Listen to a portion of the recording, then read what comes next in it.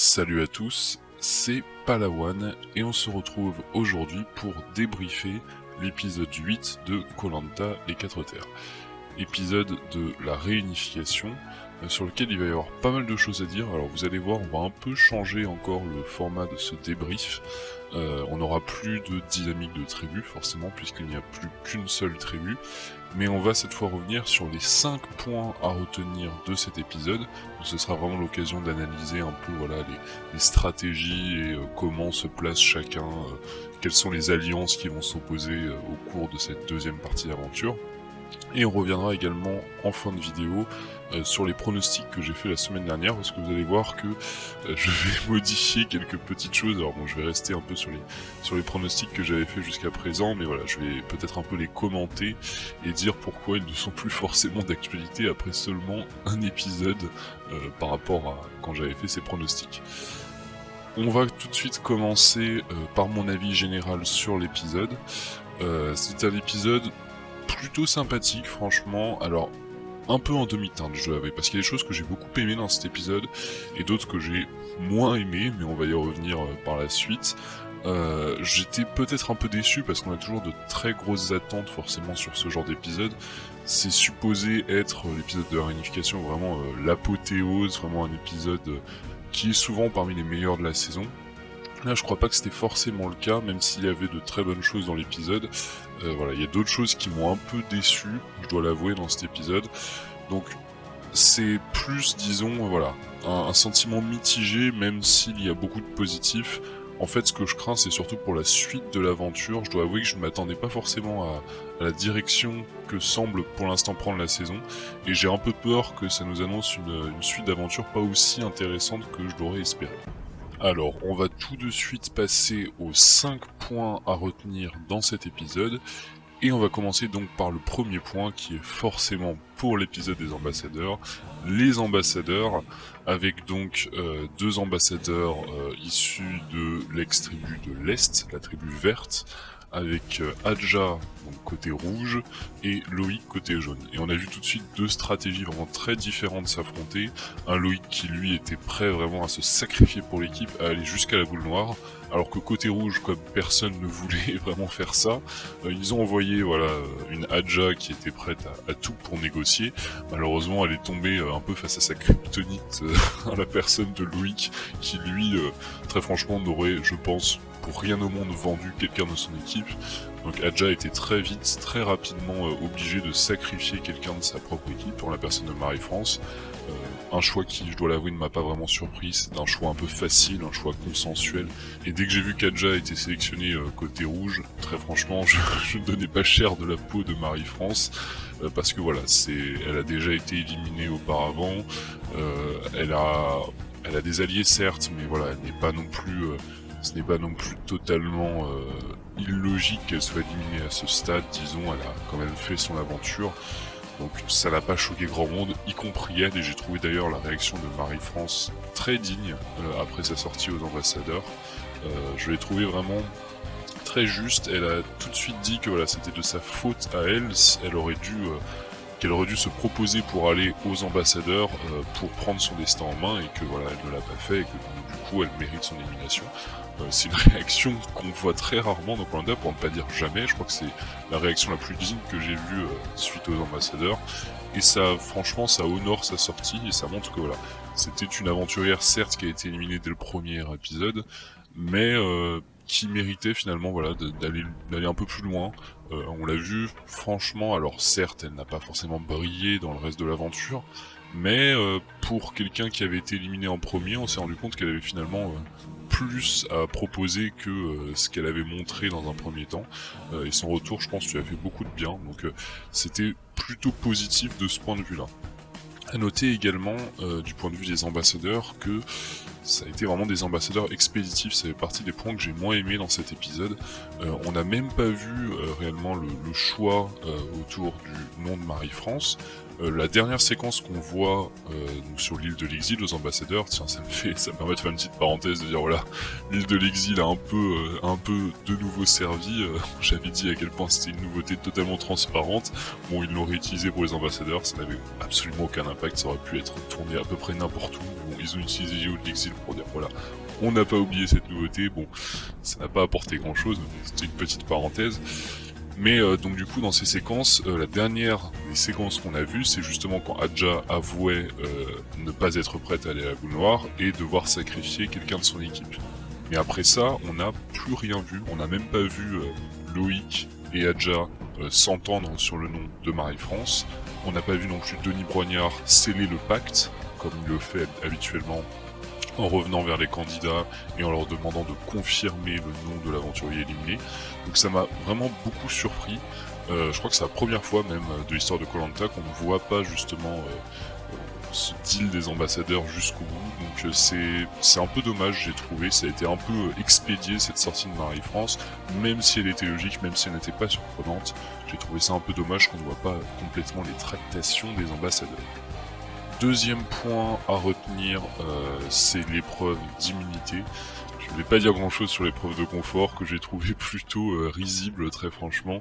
Alors c'est une épreuve que j'aime bien habituellement, on l'avait déjà eu dans Koh-Lanta, mais là, je ne sais pas si c'était la corde qui posait problème ou les aventuriers qui étaient trop compétents, mais le fait est que voilà, devoir arrêter une épreuve en plein milieu de l'épreuve et avoir recours à un stratagème du style maintenant vous choisissez un aventurier pour aller chercher une machette et pour tout couper, alors que le principe de l'épreuve c'était justement de dénouer les nœuds.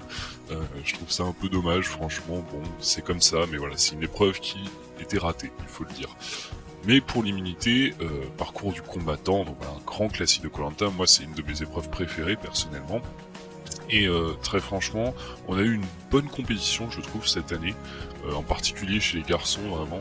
Alors, on a eu chez les filles, voilà, tout de même un parcours assez intéressant. Bon, même si Alix l'a dominé tout du long, Alix, voilà, qui était, je pense, grande favorite sur cette épreuve et qui s'en est très bien sortie. On a eu quelques surprises. Alors, même si on l'a pas montré, et ça va être l'occasion de pousser un petit coup de gueule, hein, franchement.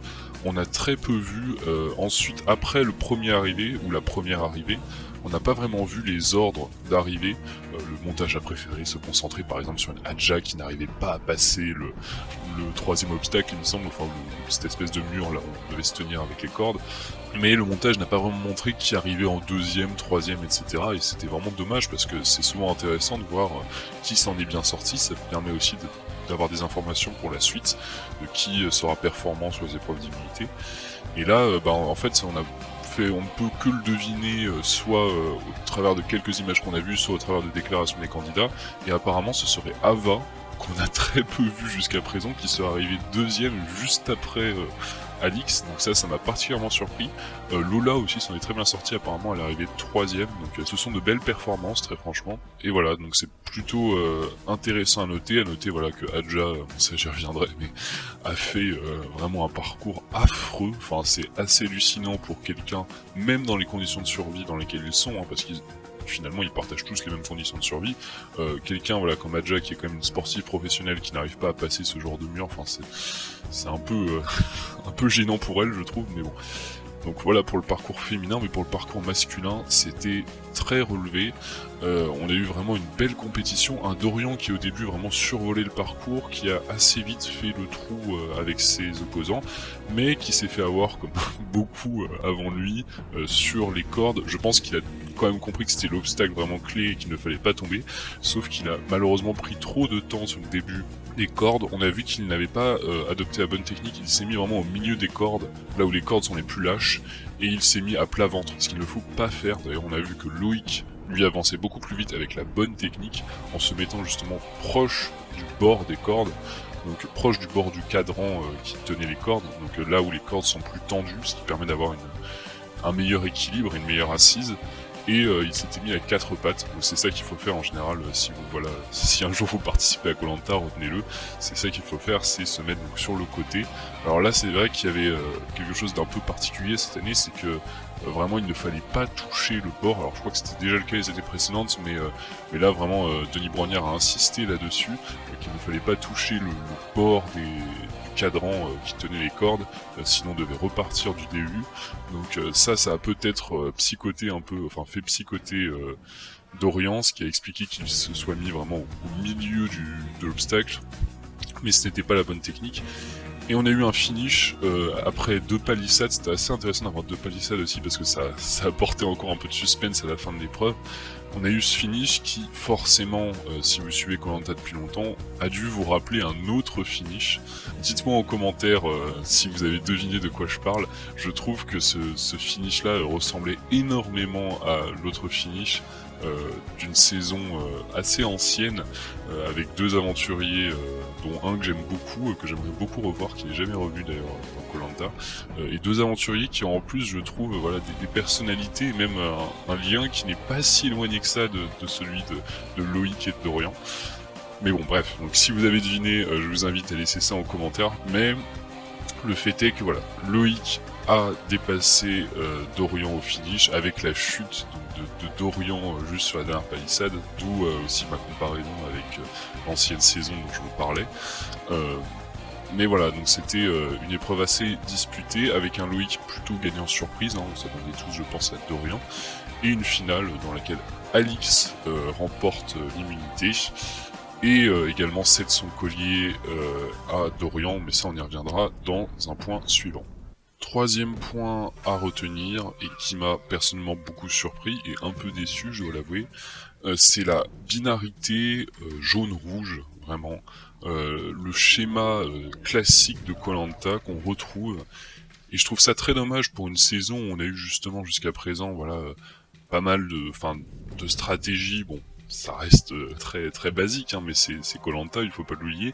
Mais voilà, on avait vraiment espoir qu'après la réunification, avec notamment les 4 équipes qu'on avait eues, et ben on se retrouve justement avec des dilemmes d'alliance. Alors on l'a eu un peu forcément avec les Verts, mais finalement pas tant que ça, parce que quand on observe les votes, il n'y a personne de l'équipe rouge qui a voté contre un autre rouge, et personne de l'équipe jaune qui a voté contre un autre jaune. Si on accepte le vote de Loïc, mais qui est plus un vote blanc finalement, hein, parce que il a voté contre Dorian, qui avait un collier d'immunité, donc il savait que son vote ne compterait pas. Pour rappel, hein, pour ceux qui ne le sauraient pas, il est interdit de voter blanc dans Koh-Lanta, il est interdit de voter également contre quelqu'un qui a gagné l'immunité. Donc c'était une manière détournée de voter blanc pour Loïc, parce qu'il ne voulait pas vraiment s'engager. Alors je ne pense pas que ce soit voulu de sa part, mais bon, on en discutera peut-être un peu plus après, mais c'est plutôt finalement un bon move stratégique, même si je pense pas que ce soit fait dans cette optique-là, mais comme ça il se garde vraiment toutes les options. Il n'a pas trahi les jaunes, mais il n'a pas non plus trahi les verts, donc d'une certaine manière il reste un peu bien avec tout le monde. Donc c'est plutôt bien joué de sa part, même si je pense pas que ce soit forcément fait dans cette optique-là. Donc voilà, donc je disais rouge contre jaune, on a eu vraiment des tensions d'équipe, et je disais la semaine dernière que voilà la prod avait pas mal insisté justement pour vraiment faire exister ces 2 tribus rouges et jaunes, peut-être un peu trop, notamment la semaine dernière avec la récompense qui avait été délocalisée juste devant le camp des jaunes pour créer un peu des tensions, et là ça se ressent, et on l'a vu beaucoup, notamment ces tensions incarnées par deux personnes qui sont plus ou moins les leaders, enfin pour une vraiment la leader de sa tribu, et pour l'autre voilà un personnage important de sa tribu. C'est forcément cet affrontement entre Alix et Adja, qui a, lors de cet épisode il faut le dire, été remporté par Alix puisque Adja a été éliminée. Mais voilà, c'était assez étonnant de voir des tensions aussi exacerbées entre les 2 tribus, de voir ces 2 leaders vraiment s'affronter. Et moi personnellement ça m'a un peu déçu, j'ai un peu peur pour la suite, j'espère qu'on ne va pas rester dans ces stratégies rouge contre jaune. Alors je ne pense pas, parce qu'il y a quand même de grosses affinités intercouleurs, mais on peut être vraiment surpris par la suite. Donc pour l'instant, si on reste dans ce schéma-là, en tout cas du point de vue de mes prédictions, ça ne s'annonce pas très bien. Je m'attendais pas à ce qu'Adja sorte aussi vite, je dois l'avouer, et même si je ne l'avais pas mise dans mes favoris parce qu'elle avait un très mauvais montage, là très franchement, ça ne sent pas si bon que ça pour les Verts, alors que c'était plutôt très bien parti pour eux. Autre chose dans ce point-là dont j'aimerais un peu débattre, c'est le mérite, parce que au-delà de cette stratégie rouge-jaune, il y a beaucoup la notion de mérite qui est revenue, qui a été un peu voilà utilisée pour justifier les stratégies qui est finalement rouge-jaune, parce que moi ça me fait beaucoup rire quand on parle autant de mérite, mais que finalement quand on observe les votes, et ben comme par hasard tous les jaunes ont voté contre des rouges et tous les rouges ont voté contre des jaunes. Tiens, il y a un mérite un peu par couleur. Ouais, on se rend compte que bon, il n'y a pas que le mérite qui intervient finalement. Alors on se rend compte, moi je pense très sincèrement qu'il y a certains candidats qui en ont conscience, hein, qui se cachent derrière cette notion de mérite. Je pense à un Laurent qui est vachement filou, on l'a déjà vu, et qui voilà, utilise cette notion de mérite pour un peu peut-être préserver son image auprès des autres ou auprès des téléspectateurs, peut-être un peu des deux même. Mais voilà, il y en a d'autres, comme Loïc, dont je doute vraiment qu'ils aient conscience de ce qu'ils... Enfin, je pense un Loïc peut-être un peu plus candide, vraiment penser à cette notion de mérite, même si ce n'est pas celui qui l'a forcément le plus mis en avant. Et on a aussi un Dorian. Bizarrement, vous remarquerez quand même que c'est les personnes qui sont potentiellement les plus méritantes qui votent au mérite. Hein. Donc bon, ça me rappelle beaucoup une phrase de Claude lors de l'île des héros justement qui disait une stratégie par affinité, ça reste une stratégie. C'est ça que t'as pas compris, c'est ce qu'il disait du coup à Charlotte de mémoire. Bon là c'est un peu la même chose, ouais. Une stratégie de mérite ça reste une stratégie, t'as beau essayer de justifier ta stratégie en disant que voilà elle est basée sur des critères vraiment objectifs, bah, ça reste une stratégie et tu n'adopterais pas cette stratégie de mérite si tu n'étais pas en haut de l'échelle de mérite que tu définis. Même si Laurent par exemple il est peut-être moins méritant dans les épreuves, lui il se voit très méritant parce qu'il parle de survie sur le camp et que c'est un de ceux qui voilà est le plus actif sur le camp. Donc chacun évidemment établit son échelle de mérite pour se mettre en haut de cette échelle. Donc c'est quelque chose qui m'a un peu fait rigoler et après 20 ans de Koh-Lanta, c'est toujours étonnant de voir des candidats comme ça autant arc-boutés sur la notion de mérite, alors que très franchement, bon voilà, ça c'est une notion qui est un peu absurde, qui est très subjective et qui en plus souvent sert les propres intérêts des candidats qui l'exposent. Quatrième point intéressant à noter que j'ai intitulé Curieuse stratégie, parce qu'il y a pas mal de choses à dire de ce point de vue-là. On va commencer par le don du collier d'Alix, donc Alix qui a donné son collier à l'issue de l'épreuve d'immunité après avoir remporté l'immunité, ce qui faisait totalement sens puisque son collier n'était valable que jusqu'au conseil de la réunification, donc ça faisait sens voilà, pour elle de ne pas gaspiller son collier et de le donner à quelqu'un d'autre. Donc le donner à Dorian c'était plutôt bien joué de sa part, d'autant qu'elle se solidifie vraiment cette alliance avec Dorian qui va à mon avis beaucoup plus dominer le jeu que ce que je le pensais. Moi je pensais vraiment les Verts aller très loin, mais là je sens cette alliance Alix-Dorian autour de laquelle peuvent se grouper peut-être certains Verts, hein. Je pense à des gens peut-être comme Alexandra ou Laurent justement, donc les Verts ex-jaunes, enfin ex-vert, ex-jaune du coup. Je pense que voilà, c'est une alliance qui va être très forte, donc c'est bien joué de sa part de vraiment cimenter cette alliance avec ce don de collier. Cependant, je suis quand même très surpris qu'elle l'ait fait devant tout le monde. Alors elle n'y a sans doute pas réfléchi, mais ça aurait pu avoir de grosses conséquences si par exemple Laurent et Loïc avaient basculé dans le camp des rouges et que Angélique avait été éliminée. En donnant le collier discrètement à Dorian, en le montrant à personne qu'elle faisait cela, elle s'assurait que Adja soit éliminé en le donnant à Dorian, parce qu'évidemment tous les rouges auraient ciblé Dorian, en tout cas c'est probable, et ça aurait permis justement d'éliminer à coup sûr Adja. Alors là, il n'y a évidemment pas eu de conséquences, mais ça m'a paru vraiment étrange comme stratégie. Mais même une fois le collier donné à Dorian, il y avait possibilité de faire autre chose, puisque manifestement, tous les aventuriers étaient plus ou moins au courant des votes. En tout cas, je pense que les jaunes, notamment par l'intermédiaire de Laurent et de Loïc, étaient au courant du fait que Angélique était ciblée. Et ben, ce qui aurait pu être fait, c'est que discrètement, Dorian donne son collier à Angélique. Là, pour le coup, les rouges ne l'auraient pas vu venir, et ça aurait assuré vraiment l'élimination de Adja. Donc, je ne comprends pas vraiment pourquoi les jaunes ont pris autant de risques alors qu'ils avaient un collier en leur possession et que manifestement ils forment une alliance, hein, même si quelqu'un comme Laurent ne veut pas l'avouer, en tout cas quand Adja sort, évidemment que les jaunes se sont concertés pour voter tous contre Adja, hein. C'est faux de dire que voilà, c'est juste au mérite, que chacun a voté en fonction de, voilà, de ses propres critères de mérite. Non, évidemment ce n'est pas le cas. Mais voilà, moi c'est quelque chose qui m'a surpris, mais ce n'est pas la seule chose qui m'a surpris. Autre chose qui m'a surpris forcément, c'est le vote de Loïc contre Dorian. Alors je peux comprendre, et comme j'ai dit, c'est plutôt bien joué stratégiquement, parce qu'il se laisse toutes les portes ouvertes, mais ce qui m'a un peu gêné, c'est qu'il ne l'a pas vraiment fait pour ce motif, manifestement. Il l'a plus fait parce qu'il était indécis. Parce qu'il ne savait pas vraiment contre qui voter, à quelle alliance se nouer, à quel sein se vouer presque, et c'était voilà assez étrange parce qu'on a l'impression que Loïc ne semble pas prêt à voter contre quelqu'un. S'il a autant voilà de dilemmes moraux à ce stade du jeu, on peut s'interroger vraiment quand s'il va loin, s'il n'y a plus que 6 ou 5 aventuriers, s'il arrive vraiment à choisir qui éliminer, d'autant qu'à ce stade on aura peut-être voilà une immunité, plusieurs colliers, donc il devra faire le choix peut-être entre 2 personnes, et à ce stade-là, voilà, c'est quand même étonnant de voir quelqu'un qui manifestement doit apprécier Koh-Lanta pour avoir passé le casting et pour voilà avoir voulu participer à l'aventure, mais avoir autant de mal à se décider. Alors même si je dis c'est bien joué de sa part, mais je ne pense vraiment pas que ce soit par stratégie qu'il n'ait pas voté, enfin qu'il ait voté blanc entre guillemets. Je pense que c'est vraiment plus parce que il ne voulait pas voter contre ses anciens potes, il ne voulait pas voter contre ses nouveaux potes. C'était vraiment l'idée, quoi. Et voilà, moi ça m'a un peu surpris, je dois l'avouer. Et il y a une troisième stratégie qui m'a un peu surpris, je dois l'avouer, c'est celle de Fabrice. Alors c'est pas tant Fabrice en lui-même, parce que qu'il ne vote pas contre Angélique, étant donné qu'on les a vus voilà, très proches lors de cet épisode, avec Lola également, ça se comprend parfaitement.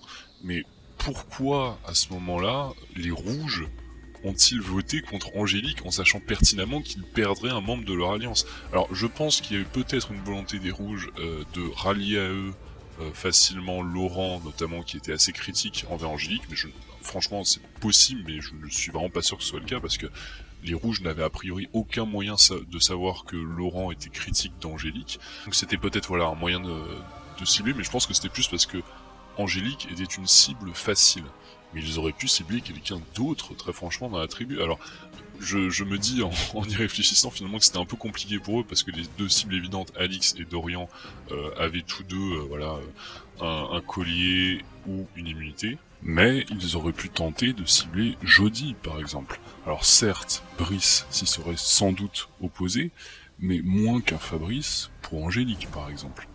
Donc là, leur combat face aux jaunes était de toute façon perdu d'avance. Alors, pour finir avec notre 5e point, on va parler du cas Adja, et donc de la disaster class Adja réellement. C'était assez affligeant de la voir dans cet épisode. Elle a commis toutes les erreurs possibles et imaginables sur tous les plans du jeu, donc on va analyser ça dans les détails, mais très franchement sa sortie est logique et méritée. Alors, on va commencer par le plan sportif, sur lequel, bon, Adja n'a pas été franchement brillante lors de cet épisode. On peut déjà parler de l'épreuve d'immunité, sur laquelle, voilà, elle a fini tout de même dernière, elle n'a même pas réussi à terminer le parcours, et pour une sportive professionnelle, c'est tout de même quelque chose d'assez gênant. Donc voilà, donc sur ce plan sportif, même si c'est quelque chose qui peut paraître comme étant plutôt marginal, surtout dans la phase post-réunification, où justement c'est plutôt les gens qui normalement sont forts sportivement qui sont ciblés. Là, dans une aventure, on a quand même beaucoup parlé de mérite. Très franchement, ça ne la met pas vraiment en valeur, et ça donne au moins des arguments, parce que bon, la notion de mérite est forcément subjective, et très franchement, il y a un peu d'hypocrisie derrière cette notion, mais ça donne forcément au moins des arguments aux personnes qui ont voté contre elle. À noter également ses erreurs sur le plan de la survie. Déjà sur le plan de l'investissement sur le camp, ça très franchement ça lui a été reproché, et c'est jamais bon signe. Ça a été utilisé comme prétexte par plusieurs aventuriers pour voter contre elle. Mais en plus de ça, il y a eu évidemment l'épisode des bananes déjà qui ne lui a pas permis de se faire une alliée ou une amie de Angélique, mais surtout l'épisode du riz, qui tant sur le plan déjà de la survie est quand même critique pour les aventuriers, mais sur le plan social est catastrophique, parce qu'en plus de ça, personne n'a vraiment osé se positionner contre elle. Elle ne s'est pas rendue compte réellement à quel point les gens étaient catastrophés réellement de cette gestion du riz, et ça s'est très franchement retourné contre elle. On a vu notamment Laurent qui insistait dans sa justification de vote sur le riz, mais c'est sûr que voilà, non seulement cette erreur, mais ensuite après le côté autoritaire et un peu peut-être un peu égocentré, disons, de Adja, ou en tout cas qui ne cherche pas à faire de compromis avec les autres, a forcément mise dans une position assez délicate vis-à-vis du reste de la tribu.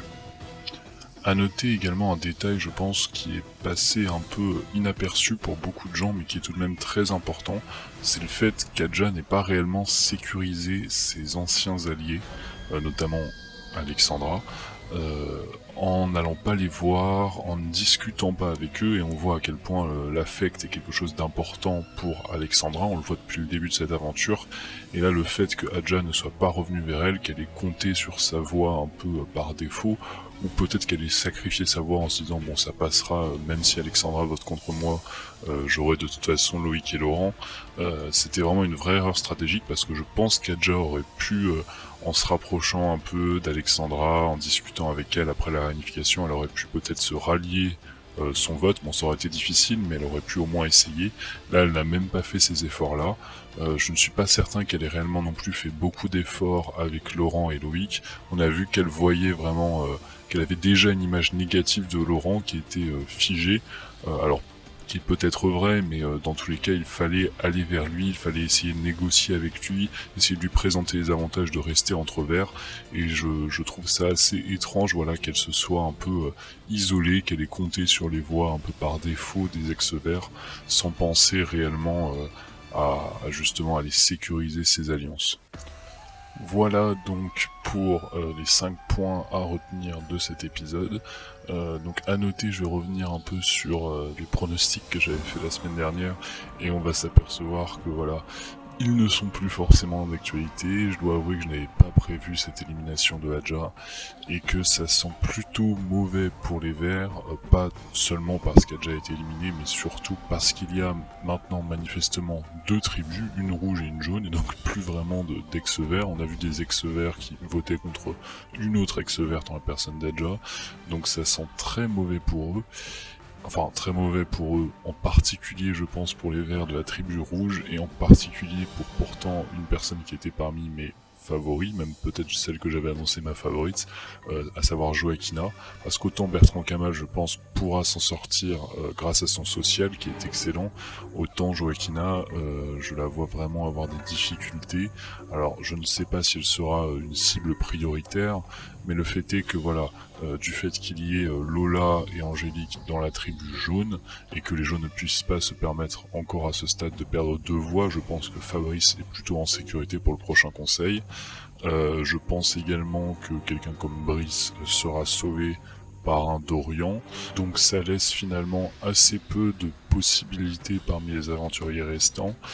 Ça nous laisse en fait vraiment, si on exclut Bertrand Kamel grâce à son social, et grâce aussi à la notion de mérite, puisque c'est sans doute l'un des plus méritants, ça ne laisse plus que deux aventuriers, en l'occurrence deux aventurières, à savoir Ava et Joaquina, donc ça pourrait être l'une des deux, mais sachant qu'on a Alix qui est quand même la chef de la tribu jaune, et qui vraiment semble pour l'instant un peu leader cette alliance avec Dorian, les votes pourraient plus s'orienter vers une Joaquina qui justement n'a pas d'attachement direct à Alix, alors que Ava, même si on ne les a jamais vus vraiment proches, faisait quand même partie de la même tribu que Alix, donc pourrait être sauvé de ce point de vue-là.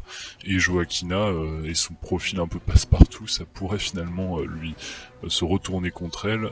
Elle n'était pas une grosse menace, mais elle pourrait faire les frais un peu, être sacrifiée sur l'autel du mérite, même si elle est loin de pas mériter sa place, hein, mais voilà, en étant un peu discrète et ne justifiant pas le fait qu'on l'épargne par un mérite particulier, je crains vraiment pour sa peau, et donc voilà, moi si je devais refaire un peu mes pronostics, je ne pense clairement pas que je la mettrais en favorite. En tout cas actuellement elle est très mal placée, on verra comment les choses évoluent, hein. Les choses peuvent changer, notamment on a une épreuve éliminatoire la semaine prochaine, donc ça peut complètement rebattre les cartes, mais à l'heure actuelle elle est plutôt mal placée, et Bertrand Kamel, même s'il il peut se sauver grâce à son social, n'est pas non plus en position idéale par rapport à ce que j'avais pu pronostiquer la semaine dernière.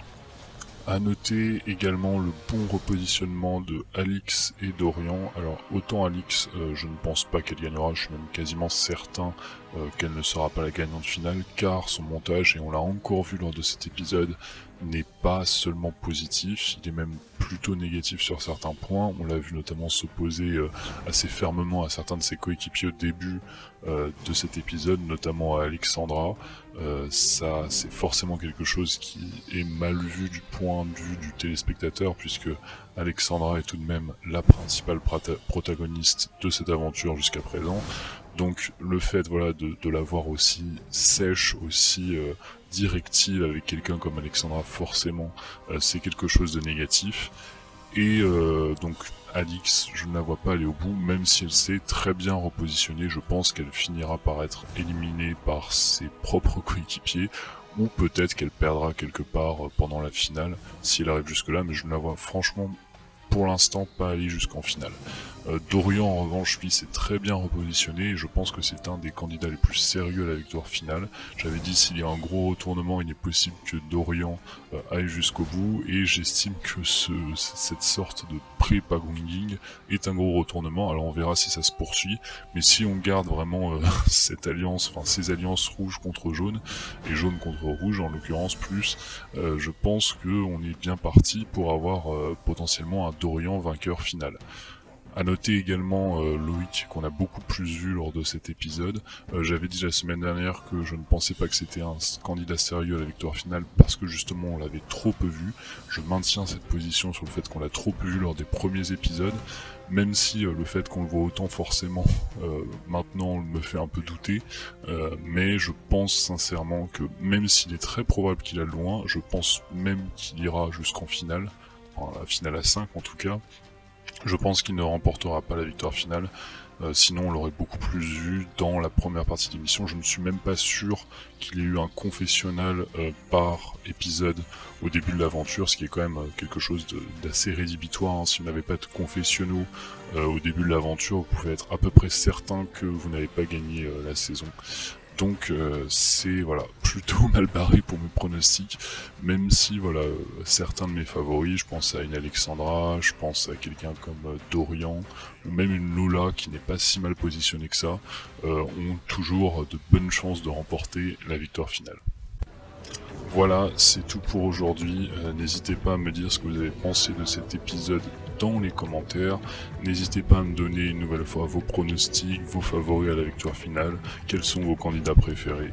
Et nous, on se retrouve très vite pour une nouvelle vidéo. Je vous invite évidemment, comme d'habitude, à mettre un pouce bleu à celle-ci, à vous abonner si ce n'est pas déjà fait, même à partager la vidéo si le cœur vous en dit.